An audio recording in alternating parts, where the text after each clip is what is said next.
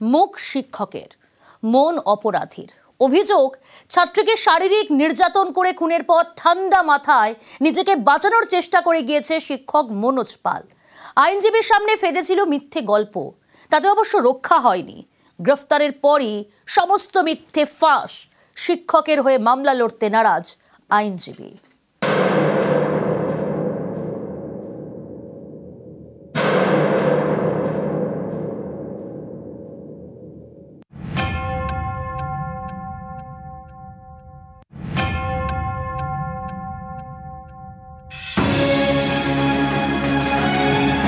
শিক্ষক জীবনে আলো দেখান। রামপুরহাটে সেই শিক্ষকই ছাত্রীর জীবনটা শেষ করে দিল। তার হাতেই ছাত্রীর মর্মান্তিক পরিণতি। বীরভূমের রামপুরহাটে ক্লাস 7-এর ছাত্রীকে শারীরিক নির্যাতন এবং খুন। অভিযোগ, এরপর দাগী অপরাধীর মতো ঠান্ডা মাথায় নিজেকে বাঁচানোর চেষ্টা করে শিক্ষক মনোজ কুমার পাল। আইনজীবীর সামনে ফাঁদে মিথ্যে গল্প। সিউড়ি আদালতের আইনজীবী অনিন্দ সিংহের দাবি, 7ই সেপ্টেম্বর তাঁর সঙ্গে দেখা করে মনোজ কুমার পাল। দাবি করে একটি ছেলের সঙ্গে ঘনিষ্ঠ অবস্থায় দেখে ছাত্রীকে তিনি বকাঝকা করেন। রামপুরহাটের বীরচন্দ্রপুর মন্দিরে নিয়ে যায়। মন্দির থেকে ফেরার সময় জামা কিনে দেয়। রাতে নিজের ভাড়া বাড়িতে ছাত্রীকে রাখে। সেই সময় নাকি পরিচারিকাকে ফোন করে মনোজ পাল, তার কাছে ছাত্রীকে রাখতে চায়। পরদিন মেয়ের খোঁজ করতে শিক্ষকের বাড়িতে যায় ছাত্রীর বাবা। সেই সময় বাড়ির মধ্যে ছাত্রীকে লুকিয়ে রাখে বলে দাবি শিক্ষকের। তারপর গ্রামের কাছে ছেড়ে আসে। দাগী অপরাধীরা যেমন ঠান্ডা মাথায় অপরাধ করে, নিজেদের বাঁচানোর চেষ্টা করে, এই শিক্ষকও সেটাই করেছে। ঠান্ডা মাথায় আষাঢ়ে গল্প বলেছিল আইনজীবীকে। তারপর আইনজীবীর কাছে বারবার জানতে চেয়েছিল কোনো কারণে ছাত্রীর দেহ উদ্ধার হলে তার বাঁচার রাস্তা কি। এতেই খটকা লাগে আইনজীবীর। পরামর্শ চেয়েছিলেন এই মর্মে যে ওই ছাত্রীটি মিসিং আছে, যদি কোনো কারণে তাকে খুঁজে না পাওয়া যায় বা যদি কোনো কারণে তার পচা গলা দেহ উদ্ধার হয় বা যদি কারণে ফিরে এসে তার এগেনস্টে কমপ্লেন করে, তা কি হতে পারে, এই সমস্ত জিজ্ঞাসাবাদ ছিল। এবং উনি চেয়েছিলেন যে যাতে এইটার সমস্যা সমাধান থেকে উনি এই কেসের মধ্যে অ্যান্টিসিপেটরি বেল উনি নিতে পারেন। এত গল্প ফেঁদেও শেষমেশ লাভ হয়নি। পুলিশ তাকে গ্রেফতার করে। এরপরেই মামলা ছাড়ার সিদ্ধান্ত নেন আইনজীবী অনিন্দ সিংহ। কিন্তু প্রাথমিকভাবে তদন্তকারী অফিসারদের কাছ থেকে যেটা জানতে পারছি সেটুকু হচ্ছে মাস্টারমশাই এই ঘটনার অভিযুক্ত এবং সোল অ্যাকিউজড, অন্য কোনো আসামি নেই এই ঘটনায়। সেহেতু আমি এই মামলাটা, যেহেতু একটা সিম্প্যাথিক গ্রাউন্ড রয়েছে এবং যেহেতু আমরা আফটার অল প্রফেশনের বাইরে একজন হিউম্যান বিং, আমি এই মোকদ্দমাটা থেকে নিজেকে সরিয়ে নিচ্ছি। আমি মামলা করব।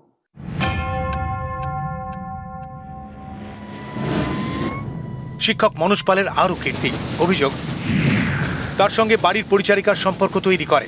বিষয়টি জানতে পারেন পরিচারিকার স্বামী। মাস 6 আগে কাজ থেকে ছাড়িয়ে দেন। অভিযোগ, এরপরই নাকি পরিচারিকার স্বামীকে খুন করার হুমকি দেয় শিক্ষক মনোজ পাল। মাস্টার আমাকে মেরে পুঁতে বলেছিল, স্ত্রীকে ছাড়ার জন্য ছিল, সম্পর্ক ছিল, কি বোঝায় পুলিশকে ভয় করি না, আমাকে ধমকি দিয়েছিল। আমাকে সবার মুখে শুনেছি চরিত্রটা খুব খারাপ, কারণ মেয়েদেরকে ভয় দেখাতো যে তুমি এই কাজ করেছো, তোমাকে টিসি দেওয়া হবে, হ্যান ত্যান করাবো, পরীক্ষা নেওয়া দেবো না, কিংবা কম দিয়ে দেবো, কিংবা ঘরে বলে দেবো। মেয়েগুলোকে বেশি ব্ল্যাকমেল করতো। মনোজ পালের বাড়ি পুরুলিয়ার রঘুনাথপুর 2 নম্বর ব্লকে বেড়ো গ্রামে। বছর 5 আগে রঘুনাথপুরের সাঁওতালডির একটি স্কুলে পড়াতো। অভিযোগ, সেখানেও অনেক কিছু ঘটিয়েছে। অন্য একটি প্রাইমারি স্কুলের শিক্ষিকার সঙ্গে প্রেম করে বিয়ে করে। অভিযোগ, বিয়ের পর একাধিক মহিলার সঙ্গে সম্পর্ক তৈরি করে মনোজ। এ নিয়ে স্বামী স্ত্রীর মধ্যে মাঝে মধ্যেই ঝামেলা হতো। শেষমেশ ডিভোর্স। এইসবের পরে মনোজ পালকে পুরুলিয়া স্কুল ছাড়তে হয়। যোগ দেয় বীরভূমের রামপুরহাটের স্কুলে। সেই স্কুলেরই ছাত্রীকে নির্যাতন করে খুনের অভিযোগ। শেষমেশ গ্রেফতার। পুলিশ গ্রেফতার করলেও তাদের ভূমিকা নিয়ে বারবার প্রশ্ন উঠেছে, কারণ 28 আগস্ট থেকে নিখোঁজ ছিল স্কুল ছাত্রী। গ্রামবাসীদের দাবি, শুরুতেই পুলিশ তৎপর হলে হয়তো মেয়েটাকে বাঁচানো যেত। 1 সেপ্টেম্বর শিক্ষককে আটক করে পুলিশ। 6 দিন ধরে জিজ্ঞাসাবাদ করে, কিন্তু কিছুই উদ্ধার করতে পারেনি। 6 দিন পর শিক্ষককে ছেড়েও দেয় পুলিশ। শুধু তাই নয়, শিক্ষককে স্কুলে না যাওয়ার পরামর্শ দিয়েছিল পুলিশ, কারণ ছাত্রীর পরিবার এবং প্রতিবেশীরা বারবার স্কুলে গিয়ে বিক্ষোভ দেখাচ্ছিল। রামপুরহাটের যে বাড়িতে শিক্ষক ভাড়া থাকতো তার উপরেই বসানো রয়েছে সিসি ক্যামেরা। এই সিসি ক্যামেরার ফুটেজ কি তদন্তকারীরা খতিয়ে দেখেছিলেন? কেন অভিযুক্ত শিক্ষককে পুলিশ আটক করেও ছেড়ে দিয়েছিল?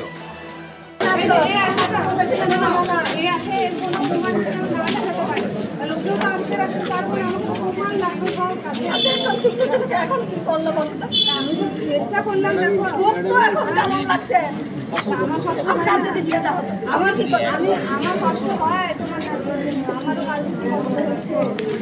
আমি দিন নাই রাত নাই ঘুরে ঘুরে ঘুরে ঘুরে কত টাকা একটু আপনাদেরই কাজ আপনারা করতে পারেন।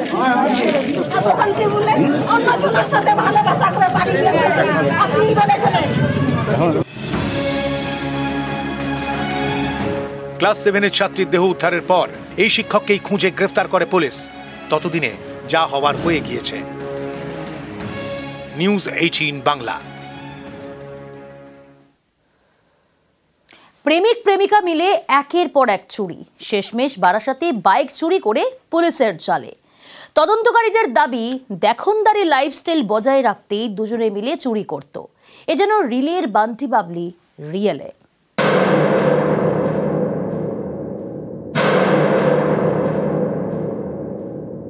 ব্রেকিং নিউজ এই মুহূর্তে। গভীর সমুদ্রে বিপদ, অল্পের জন্য রক্ষা মইপিঠে 9 মৎস্যজীবীর। আরো ডিটেল জানার চেষ্টা করব। অর্পণ রয়েছে আমার সঙ্গে। অর্পণ, অল্পের জন্য রক্ষা পেলেন এই 9 মৎস্যজীবী, কিভাবে তাদেরকে উদ্ধার করা সম্ভব হলো, কি ঘটনা ঘটেছিল ঠিক?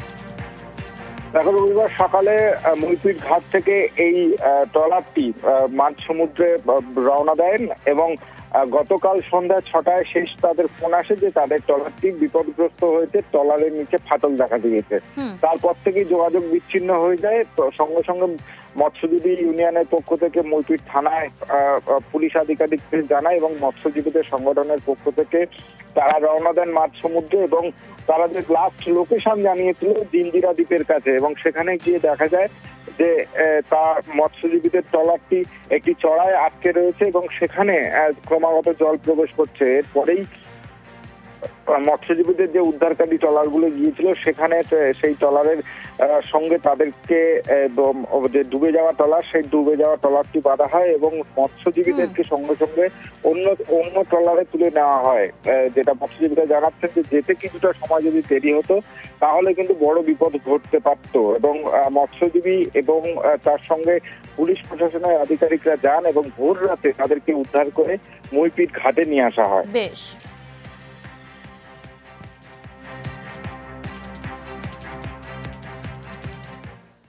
চারদিকে পুজোর গন্ধ, এরই মধ্যে রাজ্যের বিভিন্ন জায়গায় আশঙ্কার মেঘ, কারণ ফের জল ছাড়া শুরু করেছে ডিভিসি।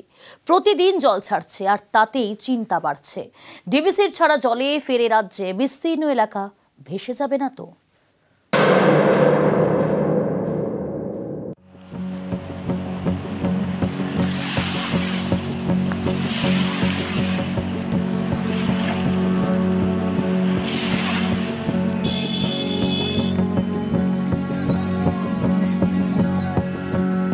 এবছর বর্ষার মধ্যে প্রায় 3বার বন্যা হয়ে গেছে নদী ও নদী তীরবর্তী অঞ্চলগুলোতে এবং তার চারপাশের মধ্যে।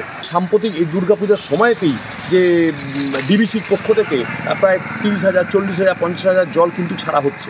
বন্যা বা প্লাবিত হয়, সেক্ষেত্রে দুর্গাপূজার ক্ষেত্রে একটা অসুবিধে বা সমস্যার সৃষ্টি হতে পারে। অতি বৃষ্টির কারণে ডিবিসির পক্ষ থেকে প্রচুর পরিমাণ জল ছাড়া হয়েছে, ফলে বর্তমানে নদীতে জলের পরিমাণ অত্যন্ত বেশি। তাই দূর দূরান্ত থেকে যে সমস্ত মানুষজন তর্পণের জন্য নদীতে আসছেন তাদের কাছে আসানসোল মিউনিসিপাল কর্পোরেশনের পক্ষ থেকে বিশেষ অনুরোধ, আপনারা নদীতে বেশি দূরে কেউ নামবেন না। ঝাড়খণ্ডে বৃষ্টি, জল ছাড়ছে ডিবিসি। দুর্গাপুরে ফুলে ফেপে উঠেছে দামোদর, সতর্ক প্রশাসন। রবিবার মহালয়া, ভোর থেকে মাইকিং করে সতর্ক বার্তা। তৈরি ছিল বিপর্যয় মোকাবিলা বাহিনীও। ঘিরে দেওয়া হয় বার্নপুরে দামোদরের পার। অত্যন্ত সতর্কতার সঙ্গে হলো তর্পণ। আজকের দিনে এতটা জল ছাড়া উচিত হয়নি, যদিও কারণ কর্তৃপক্ষ জানে যে আজকে তর্পণের দিন। ভয় তো লাগবেই, এত জল ছাড়ছে।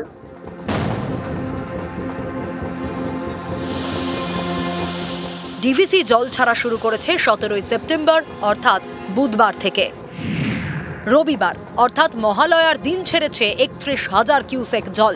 পাঞ্চেত ড্যাম থেকে 16,500 কিউসেক, মাইথন থেকে 14,500 কিউসেক। পুজোয় এবার বৃষ্টির পূর্বাভাস, এর উপর জল ছাড়ছে ডিভিসি। হুগলির খানাকুলে, মুন্ডেশ্বরী এবং রূপনারায়ণের জল বাড়ছে, যা দেখে ফের প্লাবনের আশঙ্কায় খানাকুল। তো এবছর বর্ষার মধ্যে প্রায় 3বার বন্যা হয়ে গেছে নদী ও নদী তীরবর্তী অঞ্চলগুলোতে এবং তার চারপাশের মধ্যে। সাম্প্রতিক এই দুর্গাপূজার সময়তেই যে ডিবিসির পক্ষ থেকে প্রায় 30,000, 40,000, 50,000 জল কিন্তু ছাড়া হচ্ছে। বন্যা বা প্লাবিত হয়, সেক্ষেত্রে দুর্গাপূজার ক্ষেত্রে একটা অসুবিধে বা সমস্যার সৃষ্টি হতে পারে। দীপক শর্মা ও শুভদীপ ঘোষ, নিউজ 18 বাংলা।